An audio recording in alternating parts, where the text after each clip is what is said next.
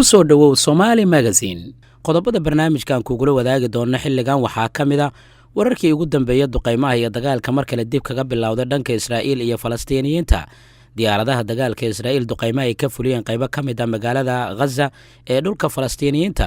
wararkii ugu dambeeyay ciidamada jabhadda Oromada oo shaaca ka qaaday inay gacanta ku dhigeen deegaano dhowr ah guulan ay ka gaareen dagaaladii ugu dambeeyay ka dhacay gudaha dalka Itoobiya qaramada midooba oo laga dalbaday inay cunaqabateyn ay saarto Mareykanka sabab la xiriirta 2 sano guuradii ka soo wareegatay dilkii loo geystay General Qaasim Suleymaani xiisad adag ayaa ka taagan dhulka Falastiiniyiinta iyo Israa'iil dhexdeeda kadib markii xalay Israa'iil diyaaradaheeda dagaalka ay duqeymo ka geysteen qaybo ka mid ah marinka go'doonsan ee Gaza ee dhulka Falastiiniyiinta waxaana lagu warramayaa khasaare xooggan inay ka dhasheen duqeymihii ugu dambeeyay ka dhacay dhulka Falastiiniyiinta diyaaradaha ayaa duqeynta ka fuliyay saldhigyo Xamaas ay ku lahaayeen koonfurta magaalada Gaza waxaana lagu warramayaa ilaa imika inaan la ogeyn khasaare nafeed oo ka dhashay duqeymihii ugu dambeeyay xiisad adag ayaa maanta ka taagan marinka Gaza waxaana lagu warramayaa dhaqdhaqaaqyada halkaasi ka soconaya inay sameynayaan guutooyin ka tirsan ururka Xamaas ee ku sugan dhulka Falastiiniyiinta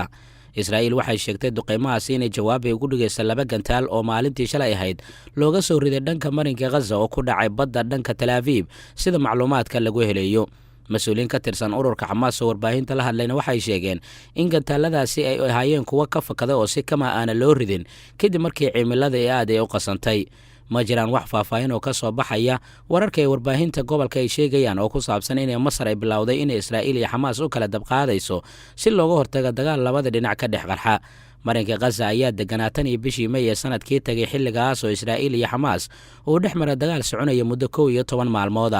sirdoonka dawladda Masar ayaa door weyn ciyaaraya muddooyinkii ugu dambeeyay taasi oo ku aadan in mar kale xiisad aysan ka dhicin deegaanadaasi sidoo kalena dhinacyada dagaalamaya aysan hub noocyadiisa kala duwan isu adeegsan waxaa kaloo arrintii ku soo beegmaysaa maalmo oo kadib markii ay kulan ay yeesheen madaxweynaha Falastiiniyiinta Maxamuud Cabbaas iyo wasiirka gaashaandhigga Israa'iil Benny Gantz kaasi oo ka dhacay guriga uu degan yahay wasiirka gaashaandhigga Israa'iil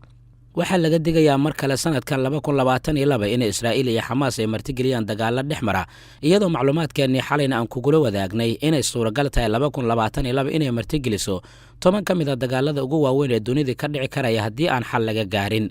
intii lagu guda jiray sanadkii la soo dhaafay 2021 ciidamada Israa'iil waxay sameeyeen dowladtusyo xiriir ah iyagoo ku tababaranaya sidii ugu diyaar garoobi lahaayeen dagaal dhowr jiha ah Israa'iilna ay doonayso inay weerarto xarumaha nuclear-ka Iiraan waxaana dhanka kalamaanka ay ku haysaa inuu furmi karayo dagaal 3 geesood ah oo ka dhan ah Israa'iil kaasi oo kaga bilaaban kara dhanka Xisbullah oo Lubnaan ah dhanka Syria iyo sidoo kale dhanka daanta galbeed oo kooxda Xamaas ah dhaqdhaqaaqyadan ayaa ku soo beegmaya iyadoo madaxda sare Israa'iil ay dhowr mar ay ku celceliyeen in ay filayaan in xaalad kacsanaan oo ka dhacda gobolka iyo marka lagu daro dagaalka internetka Iiraan kala dhaxeeya ay xiisadda sii kici karayso barnaamijka nuclear-ka ee dawladda Iiraan waxaa lagu qeexay inuu yahay khatarta ugu daran ee soo food saartay Israa'iil iyo ammaankeeda qaranka iyadoo dhanka kale xogaha qaar ay sheegayaan in Iiraan ay helayso aqoonta iyo waaya aragnimada lagama maarmaanka u ah hubka nuclear-ka sidoo kalena ay ku socoto kobcinta barnaamijkeeda nuclear-ka oo heerkii ugu sarreeya gaaray sidoo kale falanqeeyaasha waxay qabaan in qalad kasta oo ay galaan Tehran ama Tel Aviv ay hurin karaan dagaalo dhinacyo badan leh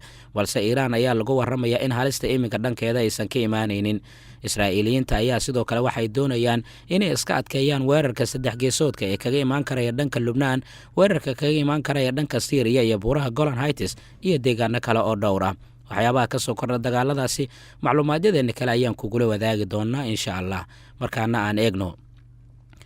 ciidanka xoreynta Oromada ee OLA ayaa sheegay inay horumar weyn ay ka sameeyeen dagaalo ba'an oo ka dhacay deegaano ka tirsan galbeedka iyo bariga gobolka Shewa oo ka tirsan gudaha dalkaasi Itoobiya dagaalka ayaa dhex maray ciidamada dawladda Itoobiya iyo dagaalyahanada OLA waxaana uu sii cuslaaday sida la sheegay kadib markii aagag hor la dagaaladu ay gaareen jabhaddan waxay sheegtay inay qabsatay deegaano ku yaala galbeedka bariga iyo sidoo kale waqooyiga gobolka Shewa dhanka kale diyaaradaha dagaalka aan duuliyaha lahayn waxaa lagu warramayaa inay si weyn uga qayb qaadanayaan dagaalka ka soconaya gobolka Oromiya ee u dhaxeeya ciidamada dawladda iyo jabhadda OLA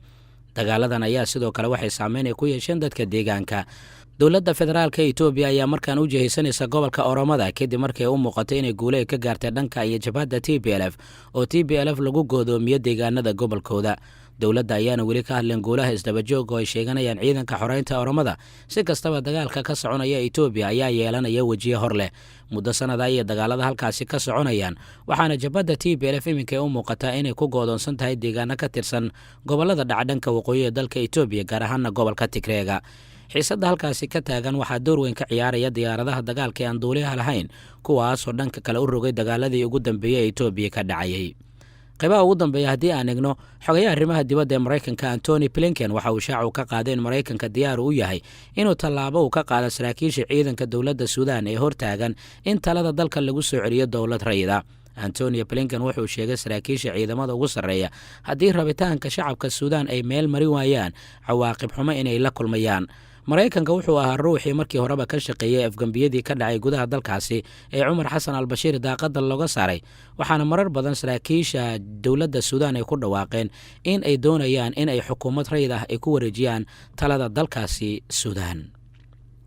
Iiraan haddii aan eegno, qaramada midoobay waxay ka dalbatay in cunaqabateyn la saaro dowladda Maraykanka wixii ka dambeeyay dilkii shirqoolka ahaa ee 2 sano ka hor loo geystay Genaraal Qaasim Suleymaani. Qaasim Suleymaani ayaa wuxuu ahaa kumaandarka ama taliyaha ciidamada Qudus ee ilaalada kacaanka ee dowladda Iiraan, waxaana lagu dilay kadib markii duqeymo ay ka dhaceen magaalada Baqdaad ee caasimadda dalka Ciraaq. Howlgalkaasi oo sababay in la burburiyo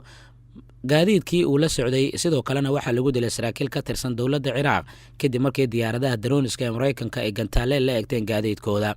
kadib markii qoraal loo diray golaha ammaanka ee qaramada midoobay ayaa dowladda Iiraan waxa ay sabtidii shalay ku dalbatay in cunaqabateyn la saaro Maraykanka sabab la xiriirta inay si sharci darro ah ay duqeyn kaga fuliyeen gudaha dalka Ciraaq laguna dilay saraakiil ka tirsan dowladda Iiraan. arrintan ayaa waxay imaanaysaa iyadoo ay tahay sanad guuradii labaad ee ka soo wareegatay markii la dilay Genaraal Qaasim Suleymaani. 3 January 2020 ayaa Qaasim Suleymaani lagu dilay magaalada Baqdaad ee caasimadda dalka Ciraaq. madaxweynihii hore ee dalka Maraykanka Trump ayaa dilkaasi amray, waxaana uu xilligaasi sheegay inay ka guuleysteen mid ka mid ah jidgooyooyinkii hor yaallay Maraykanka.